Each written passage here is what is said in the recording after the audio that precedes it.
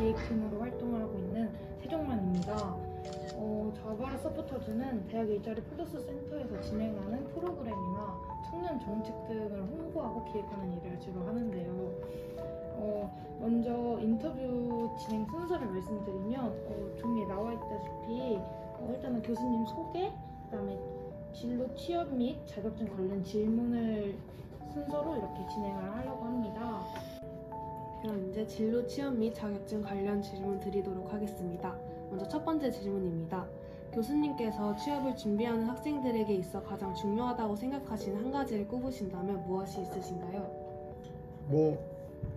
여러 방송 매체나 선배들이 취업을 준비하는 학생들을 위해서 이런 게 제일 중요하다, 저런 게 제일 중요하다 얘기를 많이 하시는데, 저는 좀 학생들한테는 안타까운 게, 이 학생들이 취업을 하는 데 있어서 어떤 고민을 하는지 모르겠지만 제 느낌에는 좋은 일자리를 찾고자 하는 갈망이 되게 높은 것 같아요. 그거는 어떻게 보면 너무나 당연한 건데 그게 뭐가 잘못된 거냐 이렇게 물으신다면 사실은 할 말은 없어요. 그렇지만 저는 그냥 학생들한테는 어떤 얘기를 하냐면, 사회에 진출하면서 보고 느끼는 것들이 어떻게 보면 그 다음 단계를 위해서 분명히 도움이 될 거라고 얘기를 하고, 정말 아닌 회사가 아니라고 한다면 본인이 직장 생활을 경험을 하면서 본인이 뭐가 부족한지에 대해서 느끼고 판단하고 그걸 개선해 나가려고 하는 노력이 좀 필요하다고 생각을 하고, 직장이라고 하는 것 자체에 대해서 모든 사람들이 정말 원하는 직장이 어디인지는 다 알고 있지만, 그럼에도 불구하고 그 과정이나 단계라고 하는 것 자체를 이렇게 좀 주저하거나 좀 고민하거나 이런 식으로 생각을 하면서 좀 아까운 시간을 낭비하는 사례들을 많이 봤거든요. 그래서 일단 직장 경험이라고 하는 걸 통해서 배울 수 있는 것들이 있기 때문에 일단 부딪혀서 배울 수 있는 마음가짐이나 자세도 중요하다고 생각을 하고, 그런 것들이 별로 그렇게 본인한테 시간 낭비라고 생각을 할 수는 있겠지만 굉장히 소중한 경험이라고 생각할 수 있을 것 같아요. 저도 직장 생활을 하다가 교수를 한 사람으로서 이게 어떤 거를 하다가 그만뒀었을 때 좀 내가 이거를 하는 게 나한테 맞지 않는다라고 생각을 했었을 때 얻는 것들이 되게 많았거든요. 그래서 그 다른 것들을 준비할 때, 예를 들어서 박사과정을 이제 직장 생활 그만두고 박사과정을 공부했잖아요. 있었을 때 정말 공부를 열심히 하게 되는 원동력이 됐던 것 같아요. 왜냐? 다시 직장에 돌아가기 싫어서. 그럼 다음 질문 드리도록 하겠습니다. 글로벌 경영 전공의 우수한 공인 회계사 시험 합격자 배출은 학생들 사이에서도 널리 알려져 있는데요. CPA를 준비하고자 하거나 준비 중에 있는 학우분들이 많을 텐데, 공인 회계사 시험과 관련된 조언을 해주신다면 어떤 점이 있을까요? 그런 학생들한테 공부라고 하는 것 자체가 도전이기 때문에 내가 지금 도전을 하고 있다는 거에 대해서 너무 부끄러워하거나 낯가릴 필요 없다고 생각을 하거든요. 그리고 도움이 필요하다고 생각하면 도전의식을 좀 적극적으로 밝히는 것 자체가 나쁘다고 생각하지는 않아요. 그런 얘기를 좀 학생들한테 하고 싶고, 공부를 하고 있는 학생한테는 어떤 얘기를 하고 싶냐면, 합격하면 좋죠. 당연히 합격하면 좋죠. 저도 회계사 시험 4번 봤거든요. 정말 4번째 시험 봤었을 땐 모든 마음을 다 내려놓고 봤는데 시험 합격을 했어요. 붙겠다고 시험을 봤을 때 말고 이거 나하고는 좀 인연이 없는 건가 하면서 좀 마음 편안하게 내려놓고 공부를 했었을 때 지금 합격을 했는데, 합격을 하면 좋지만 합격을 못한다 하더라도 이게 이 CPA 시험이라고 하는 것 자체가 회계학에서 부여할 수 있는 최고의 자격증이다 보니까 공부량이 엄청 많거든요. 그러면은 자신이 꼭 회계법인이 아니라 회계사 생활을 하지 않더라도 할 수 있는 것들이 되게 많아져요.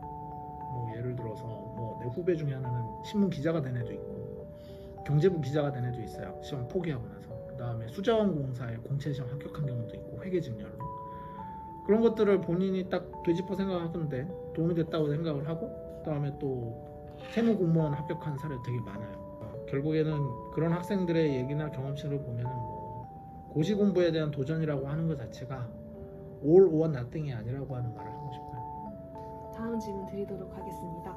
글로벌 경영 전공에서 창업을 하거나 준비하는 학생들도 존재하는데요. 추천하고 싶으신 학과 교과목이나 프로그램이 있으신가요? 근데 프로그램은 있어요. 프로그램은 뭐냐면 기업 탐방 같은 거 좀 많이 다녔으면 좋겠어요. 기업 탐방.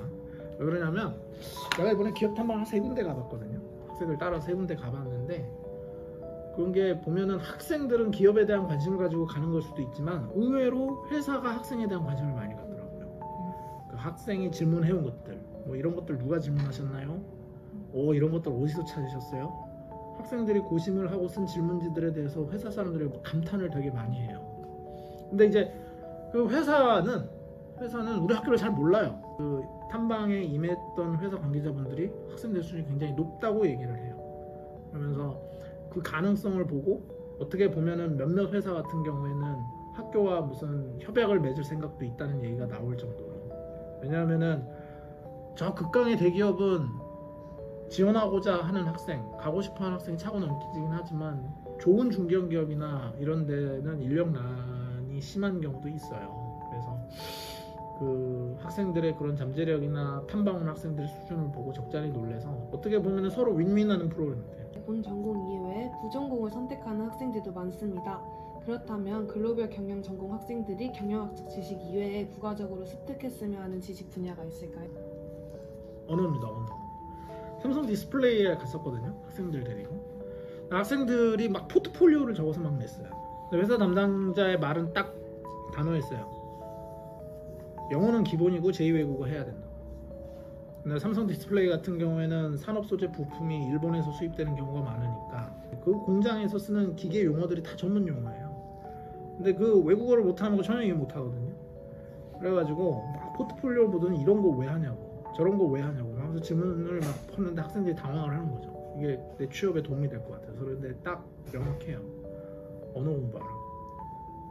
그래서 저는 사실은 지식 분야라고 하는 건 뭐 코딩 뭐 이런 것들 뭐 열풍을 한 뭐 그런 거 있지만 제2외국어 같은 거 공부하는 게 되게 중요하다는 걸 많이 느꼈고 실제로 글로벌 회사들은 레포팅 우리나라 말로 안 해요. 안 하기 때문에 그런 것들이 있다면 되게 좋은 무기가 될 수 있을 거라고 생각을 합니다. 다음 질문 드리도록 하겠습니다. 대학교 졸업 후 대학원 진학 또는 취업 후 대학원 진학이라는 두 개의 경로 중에 교수님께서 추천하시는 경로와 그 이유에 대해 말씀 부탁드립니다. 예를 들어서 내가 어떤 학위를 딴다라고 한다면 무조건 좋은 대학 가서 학위를 따야 돼요. 나 같은 경우도 뭐 회계사 자격증을 갖고 있기 때문에 먹고 사는 거에는 문제가 없었지만 왜 고려대학교 일반대학원에 갔느냐. 무조건 좋은 대학원을 가가지고 선택지를 넓히기 위해서 간 거거든요. 그러다 보니까 좋은 대학원에서 박사를 따게 됐고 근데 좋은 대학원에 박사를 따고 나서 어플라이를 해보니까 그 학벌에 대해서 좋은 평가를 해주고 이거는 어떻게 보면은 팩트이기 때문에 그런 생각을 합니다. 근데 취업 후 대학원 진학이라고 하는 거는 내가 쌓아온 커리어 디벨롭먼트와 연결이 된다고 생각해요. 뭐 예를 들어서 내가 회계사 자격증을 갖고 있는데 개업을 했다. 근데 어디 업체에 가가지고 강의를 하려고 명함을 내밀려고 했더니 내가 가방끈이 제일 짧더라. 그러면 대학원에 진학할 것 같아요. 진로에 대해 많은 고민을 하고 있는 글로벌 경영학과 학생들에게 해주실 조언이 있으실까요? 고민하는 학생이 나한테 찾아온다고 하면은 몇 명 있었어요. 몇 명 있었는데 좀 막연하다는 느낌을 받았어요. 그냥 뭐라고 하지? 바깥 세상을 전혀 모르고 그냥 상상 속의 나래를 펼치고 고민을 만들어 오는 고민이 많아요.